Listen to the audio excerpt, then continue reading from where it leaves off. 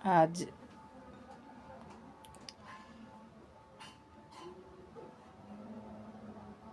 मेरा मन कह रहा था कि आज मैं कुछ गाऊं, इसीलिए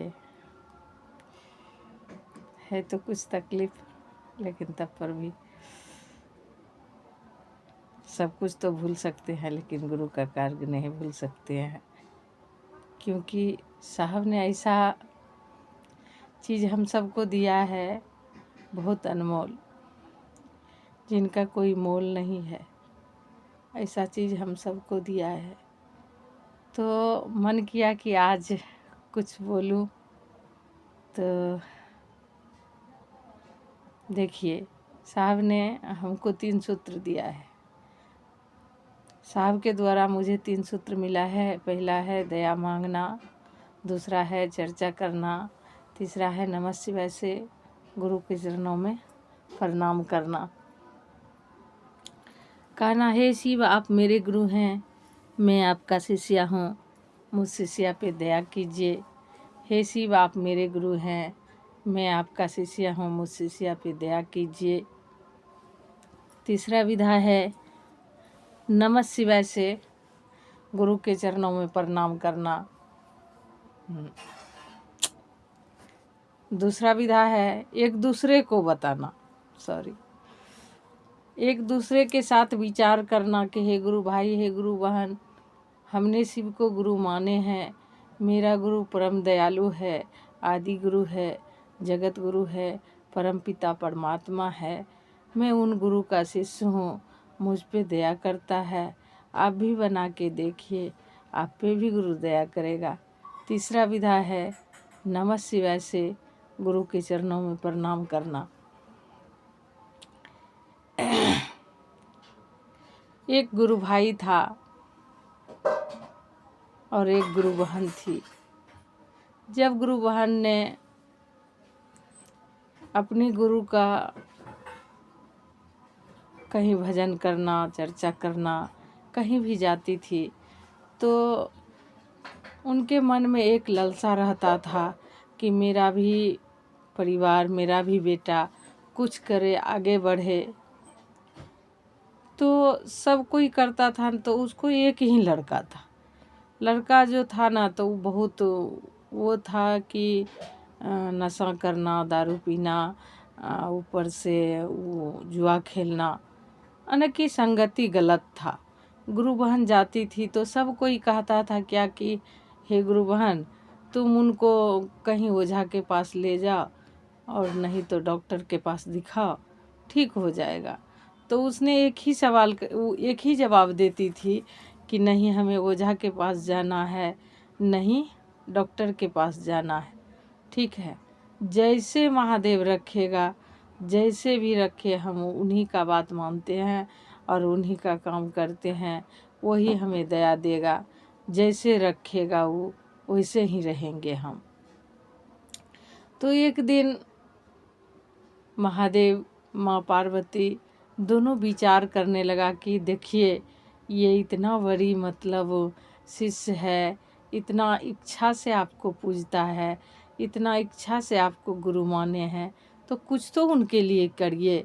तो साहब ने माँ पार्वती ने जैसे बोला, तो भगवान ने सोचा सच ही बात है, तो ठीक है जाते हैं। तो महादेव आया एक महात्मा के रूप लेके। जैसे आया तो वैसे उस रास्ते से, जैसे मेन रोड होता है, उस रोड से होते हुए आ रहा था और कहता था कि मुझे 1 पैसा दो, हम 10 लाख देंगे।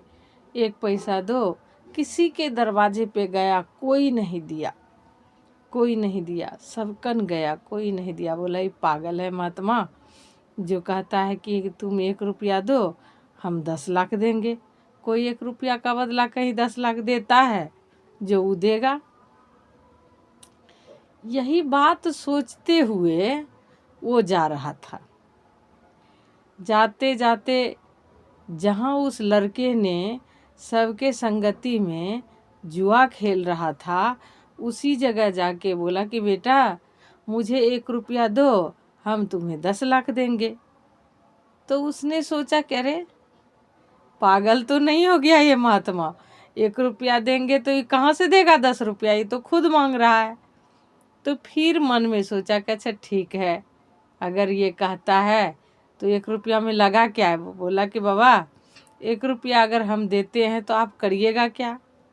कल के देखो, हम यही करेंगे, 50 पैसा का अगरबत्ती लेंगे और 50 पैसा का सलाई लेंगे, और वो 50 और मेरे कमंडल में जल है, मंदिर में चढ़ाएंगे और उसके बाद हम चले जाएंगे और तुमको 10 लाख हम देंगे। कल के अच्छा ठीक है। बोला आदि नहीं मिलेगा तब? कल के नहीं, मिल जाएगा, अगले महीना तुम्हें मिल जाएगा। कल के ठीक है। तो वो 1 रुपया वो बच्चे ने उनको दे दिया तो फिर वो चल गया जब, तो जैसे महात्मा गया उसके बाद देखिए गुरु बहन उसके साथ क्या होता है। जो दिल से चाहता है भगवान को, जो दिल से गुरु को अपनाया है, जैसे कि हम अपनाए हैं, आप अपनाए हैं, मेरे साहब ने अपनाया है। साहब ने कहा कि जैसे हम करते हैं वैसे तुम भी करो। साहब को गुरु दर्शन दिया। साहब कोई मामूली आदमी नहीं था, वो मनुष्य के रूप में खाली दिखावा था कि देखिए हम क्या करने आए हैं, और हम सबको इतना सुंदर प्रसाद दे के गया कि ज़िंदगी भर खाते रहेंगे तो ख़त्म नहीं होगा। तो फिर उसने जैसे वो गया और लड़का जैसे घर आया, उसको लेटरिंग होना चालू हो गया, तो बहुत ज़्यादा होने लगा। पहले तो वो लोटा लेके खेत दौड़ते थे, जब तक सामान रहा तो दौड़ते गया, आता था जाता था। जब कुछ ज़्यादा हो गया लेटरिंग तो उसको सोचना पड़ने लगा, सामान काम नहीं करने लगा। तो बोला क्या माँ, हमको तो बहुत ज़्यादा लेटरिंग होने लगा, अब क्या करें? वो माँ बोले कि देखो, कहाँ जाएगा बेटा, अपने बारी में, बस बारी में जाके लेटरिंग करो। तो कोई गुरु बहन ने कहने लगा कि इसका बेटा तो नालायक है, ये तो महात्मा से ना बकवास किया, लगता है वही महात्मा इसको कर दिया, इसीलिए ऐसा हो गया। तो कोई गुरु बहन कही कि इसको लेके जाओ ओझा के पास। दिखाया तो बोला नहीं, हम ओझा के पास नहीं जाएंगे, मैं तो सबसे बड़ा ओझा जो है, सबसे बड़ा अघोरी जो है, सबसे बड़ा जो वैद्यनाथ है, जो कि आदि गुरु है, जो जगत गुरु है, मैं उनका शिष्य हूँ। अगर वो चाहेगा तो सब कुछ ठीक हो जाएगा, अगर नहीं चाहेगा तो हम किसी के पास जाएंगे तो नहीं ठीक होंगे। तो फिर सोचा ठीक है। तो वो दौड़ते हुए मंदिर गई और बोला हे प्रभु, हम तो आपको दिल से तीनों सूत्र करते हैं, तो फिर मेरे साथ ऐसा क्यों हुआ है? तो फिर बोलते हुए रोते हुए गई और आ गई, क्योंकि उसको बेटे पे ध्यान था कि मेरा बेटा का तबीयत खराब है। तो बेटा ने बोला कि जब असमर्थ हो गया तो माँ बोली क्या कि जाओ लेटरिंग बस बारिये में लेटरिंग कर लो। तो बेटा फिर सोचा ठीक है, अस्ता पस्ता के लोटा लिया और सूखा हुआ बांस जो था, क्योंकि बैठने का सामर्थ नहीं बचा था उसको, उसने सोचा कैसे ठीक है, तो बैठने का सामर्थ नहीं है तो कुछ पकड़ के बैठते हैं। तो सूखा हुआ जो बांस था गुरु बहन, वही पकड़ के वो कोशिश किया बैठने का। जैसे वो बैठने का कोशिश किया तो बांस गया टूट। जैसे बांस टूटा, उस बांस से धराधर हीरा मोती सोना चांदी एकदम झरने लगा, पैसा का ढेर लग गया। जैसे ढेर लगा तो छोरवा अब लेटरिंग क्या करेगा, वो तो पैसे पे ध्यान चल गया। जैसे वो पैसा पे ध्यान गया तो सट देकर सब पैसा समेट के गमछी खोल के जो लेके गया माँ के पास। बोला माँ, बोला क्या हुआ? कल क्या देखो माँ, हमने जो 1 रुपया दिए थे ना माँ, वो हमें 10 लाख दिया। बोला कि हाँ दे दिया? कल का हाँ दे दिया। बहुत खुश हुआ। उसने सोचा कि करे क्या, किसी के पास पैसा होता है ना गुरु बहन, तो वो सोचती है क्या, वो सोचते हैं कि कुछ ना कुछ अलग करे। तो उसी तरह उस बच्चे ने अलग कुछ किया, अपना कारोबार शुरू किया। जब 1 महीना पूर गया फिर से, तो फिर महात्मा उसी रास्ते से आते हुए और कहता था 1 रुपया दो, हम 10 लाख देंगे। तो सारे आदमी जितना गुरु भाई गुरु बहन थी, सारे कहने लगा कि हम देंगे, हम देंगे, हम देंगे। तो महात्मा बोला कि उस टाइम हम तुमको पूछ रहे थे कि हमें 1 रुपया दो, हम 10 लाख देंगे, तो तुम तो ऐसा कुछ नहीं किया, नहीं दिया हमें, हम पे कमेंट किया और दिया ही नहीं। नहीं, जो हमें दिया है उसी का हम फिर 1 रुपया लेंगे। अगर वो दे दिया तो ठीक है, नहीं दिया तो कोई बात नहीं है। बोला फिर ऐसे करते हुए गया उसके घर पे, बोला बेटा 1 रुपया दो, हम 10 लाख देंगे। बोला हमको नहीं लेना है। तो महादेव सोचा लगता है महंगाई बढ़ गया है, इसीलिए वो 10 लाख नहीं लेगा, 20 लाख देते हैं। बोला कि बेटा 1 रुपया दो, हम फिर 20 लाख देंगे। ऐसे करते हुए गया 50 लाख तक, लेकिन उसने नहीं बोला कि हम नहीं लेंगे।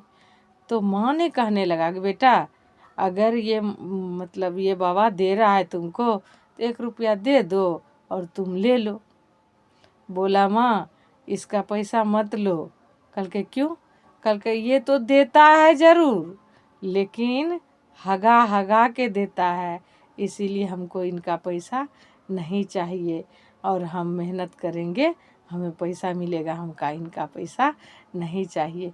देखिए गुरु बहन का विश्वास जीत गया, क्योंकि परमपिता परमात्मा जो है, आदि गुरु जो है, सबको सब कुछ देता है। इसीलिए साहब ने हम सबको 3 सूत्र दिया है और दया चर्चा नमन सब कोई करिए और उनको आगे बढ़ाइए। हर हर महादेव।